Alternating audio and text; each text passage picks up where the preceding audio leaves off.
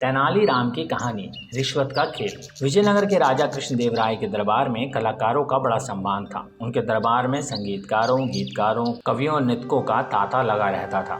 वो भी दरबार में अपनी अपनी कला का प्रदर्शन करते थे और इसके बदले में उन्हें पुरस्कार दिया जाता था। महाराज किसी भी कलाकार को कोई भी पुरस्कार या धनराशि देने से पहले तेनालीराम से सलाह जरूर मांगते थे। उन्हें पता था कि तेनालीराम बुद्धिमान तो हैं ही, साथ में उनमें कला की भी अच्छी पहचान है। तेनालीराम को मिलने वाले इस सम्मान से बाकी दरबारियों को जलन थी। दरबारी चाहते थे कि राजा तेनालीराम पर विश्वास करना बंद कर दें। एक बार तेनालीराम दरबार में आ न सके। उनकी गैर मौजूदगी का फायदा उठाते हुए दरबारियों ने राजा के कान भरने शुरू कर दिए। उन्होंने राजा से कहा कि महाराज, तेनालीराम बहुत बेईमान आदमी है। जिस भी कलाकार को उसे पुरस्कार दिलाना होता है तो उससे पहले रिश्वत ले लेता है, इसलिए आप उससे इस विषय में सलाह लेना बंद कर दीजिए। 4-5 दिन तक तेनालीराम दरबार में नहीं आए तो दरबारियों ने फिर वही बात राजा से कही। सभी दरबारियों के बार बार कहने पर राजा को भी तेनालीराम पर शक हो गया। जब कुछ दिनों बाद तेनालीराम दरबार में उपस्थित हुए तो उन्हें महाराज कुछ उखड़े उखड़े दिखाई दिए। तेनालीराम ने देखा कि अब महाराज ने किसी को पुरस्कार देने से पहले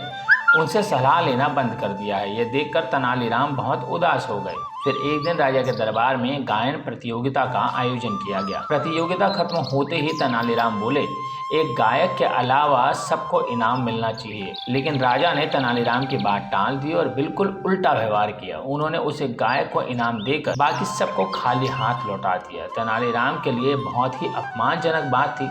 सभी दरबारी तेनालीराम का यह अपमान देखकर बहुत खुश हुए। कुछ दिनों बाद दरबार में एक बहुत ही सुरीला गायक अपनी कला का प्रदर्शन करने के लिए आया। राजा की आज्ञा पाकर उसने गाना शुरू किया। उसकी आवाज और सुर ताल बहुत मधुर थे। उस दिन उसने दरबार में एक से बढ़कर एक गीत गाए और पूरे राज्यसभा में सबको भाव विभोर कर दिया। जब उसका गायन समाप्त हुआ तो तेनालीराम उस गायक से बोले, तुम्हारी आवाज बहुत मीठी है और मैंने ऐसे गीत अपने जीवन में कभी नहीं सुने। इस प्रतिभा के लिए तुम्हें 15,000 स्वर्ण मुद्राएं जरूर मिलनी चाहिए। तेनालीराम की ये बात सुनकर महाराज बोले, तुम्हारी कला वाकई में ही लाजवाब है, लेकिन हमारे राजकोष में किसी गायक के लिए इतना धन नहीं है, इसलिए अब तुम जा सकते। राजा की बात सुनकर गायक बहुत निराश हो गया और उसने अपना वाद्य यंत्र समेट कर जाने लगा। तेनालीराम को उस प्रतिभावान गायक की दशा पर बहुत तरस आया। उन्होंने भरे दरबार में उस गायक को एक पोटली दे दी। ये देखकर दरबारी विरोध करने लगे। सभी एक स्वर में बोले कि जब राजा ने गायक को कुछ नहीं दिया तो तेनालीराम कौन होता है खैरात बांटने वाला। राजा को भी तेनालीराम की इस हरकत पर बहुत गुस्सा आया।